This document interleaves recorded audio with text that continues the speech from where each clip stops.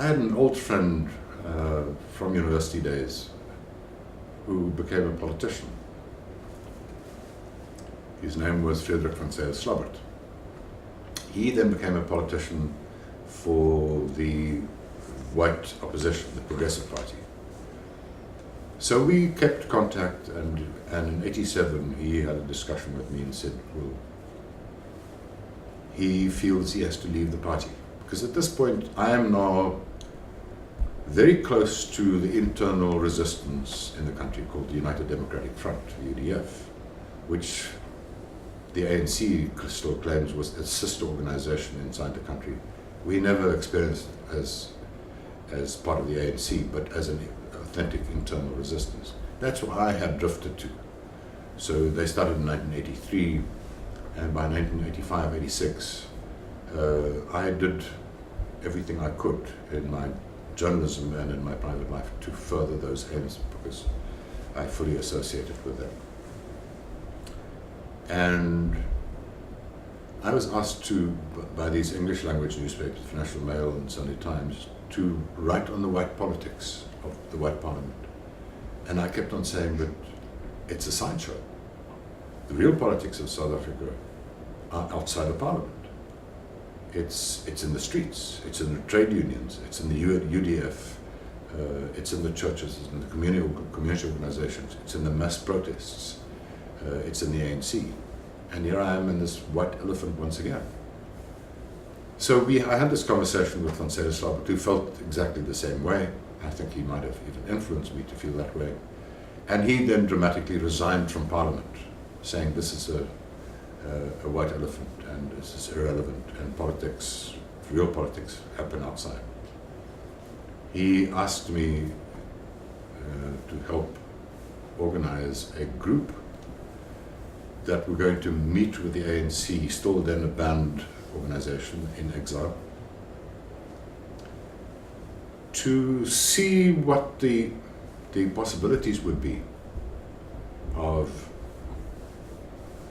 talking about the future, talking about a democracy, talking about a settlement. Partly for us to find that information, to meet the guys, partly for them to meet some of us, and to sort of break the ice. But mainly, if this didn't turn out to be a flop, to have it serve as a way of changing the atmosphere inside the country. Because at this point, 1986, 87, South Africa was bordering on a civil war. We had mass protests. We had 10,000 people in jail at any given time without trial. We had death squads running around killing people. We had people disappearing. We had bombs in shopping centers and restaurants. The economy was very bad because we had sanctions against us, and sport boycotts and cultural boycotts. It was it was a rough neighborhood in the 80s, in the late 80s.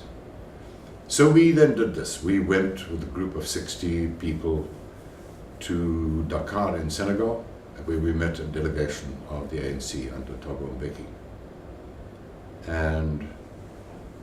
And again, it's one of those things that sort of pushes you along, that tips you further into, not only because I met these guys and spent a few days socializing with them, drinking with them and talking with them and seeing who they really were, people like Thabo Mbeki and Mac Maharaj and Paulo Jordan and Steve Twitter and so on, and Kader Asmal, but also knowing the reaction from back home was that we were traitors and we were communist fellow travelers and we should be shot and so on. And that pushes you along a little bit more.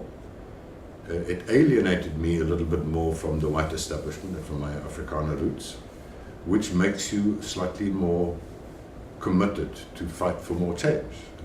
And I think when we talk about change, we should always remember this kind of personal element. It's not all just bravery and conscience. These things happen to you. There was no way I could post this Dakar safari, come back and work in the mainstream again. The doors were just closed.